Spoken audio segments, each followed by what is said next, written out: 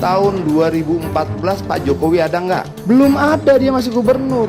Perjuangan kita bersama-sama lah yang kemudian membuat dia menjadi presiden. Oke? Kalau sekarang kemudian Ganjar tidak ada Pak Jokowi, bagaimana? Bisa kita jadikan presiden? Bisa. Kenapa? Sejarah sudah membuktikan itu.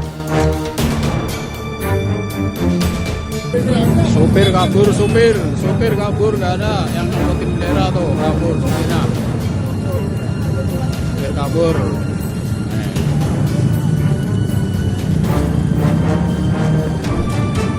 Supirnya entah kemana, mobilnya ditinggal, mobil dinas. Takutan sama PDI. Payah.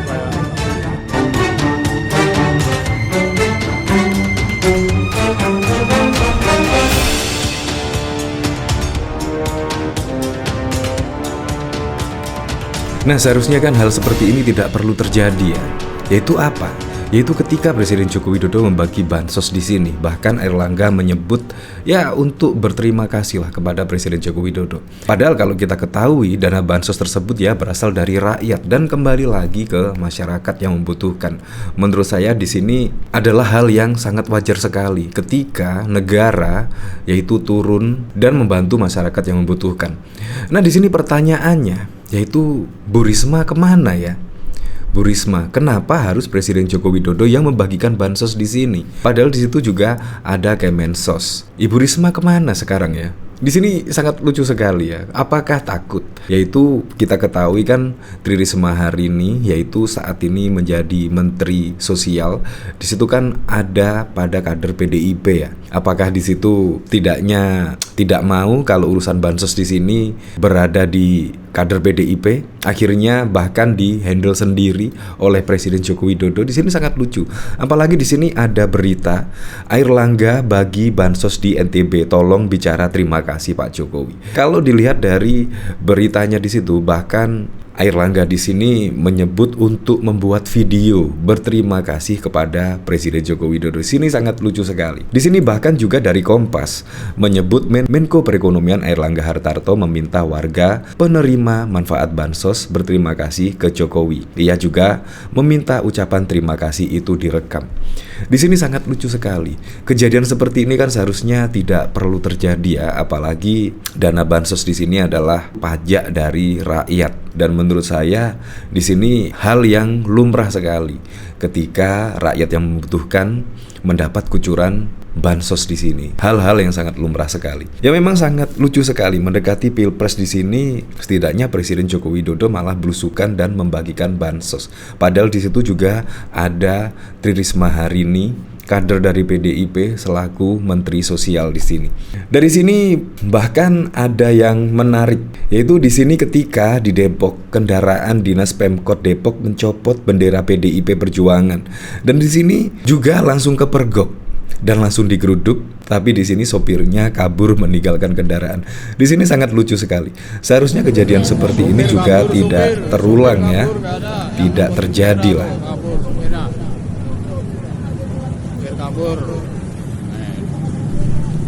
Sopir kabur.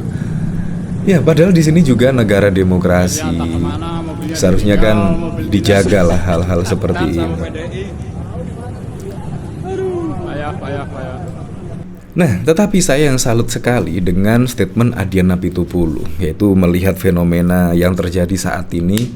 Bahkan Adiana Pitupulu di sini menyebut rubahlah undang-undang di sini demi rakyat dan juga bangsa, bukan hanya demi kepentingan anak. Di sini menurut saya sangat telak sekali respon dari Adiana Pitupulu di sini. Ya kalau kita ketahui kan fenomena politik saat ini, apalagi Gibran dari anak Presiden Joko Widodo saat ini sudah menjadi cawapres dari Pak Prabowo Subianto. Di situ opini dari masyarakat, opini yang berkembang dari netizen-netizen pasti Presiden Joko Widodo akan cawe-cawe, apalagi juga dari bapaknya sendiri. Di sini dari Aku Padi 5, Adiana Pitupulu, rubahlah undang-undang demi rakyat, demi bangsa dan negara, bukan demi anak. Kebenaran akan mencari jalannya sendiri.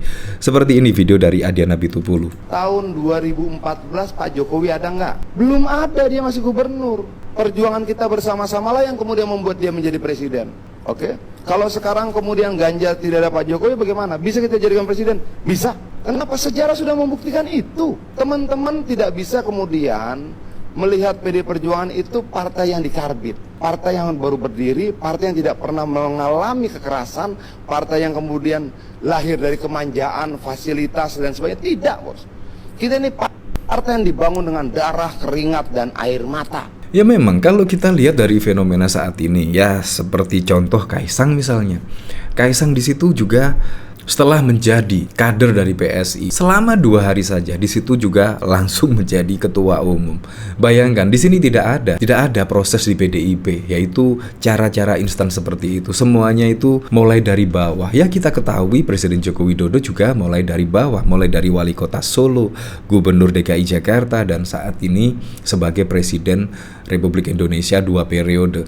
Nah di situ memang banyak pertanyaan, yaitu Presiden Joko Widodo lah yang membuat elektabilitas dari PDIP itu naik, dan bahkan juga ada yang menyebut Presiden Joko Widodo tanpa PDIP bukan apa-apa. Ya menurut saya di situ yang paling relevan adalah PDIP. Kalau tidak mendeklarasikan Presiden Joko Widodo pada waktu lalu, menurut saya ya Presiden Joko Widodo tidak akan menjadi presiden saat ini, tidak akan menjadi wali kota di 2 periode dan juga Gubernur DKI Jakarta. Kalau menurut saya seperti itu.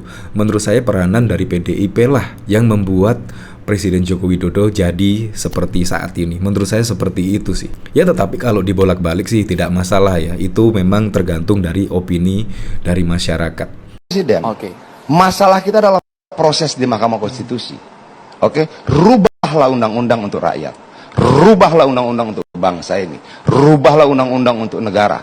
Rubahlah untuk undang-undang untuk kebaikan bersama. Tidak untuk satu orang anak. Tidak masalah itu. Tapi bahwa kemudian kita melihat ada proses yang tidak fair di sini, pegang satu hal. Keadilan akan mencari jalannya sendiri.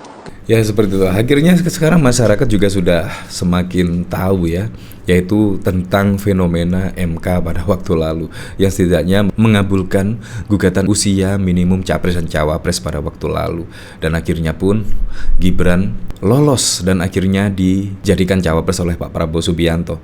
Nah di situ menurut saya juga ya Anda tahu sendirilah, di situ juga ada paman dari Gibran, adik ipar dari Presiden Joko Widodo. Di sini saya juga penasaran ya, kira-kira komentarnya seperti apa ya, yaitu ketika di sini Menko Perekonomian Airlangga Hartarto meminta warga penerima bansos berterima kasih ke Presiden Joko Widodo.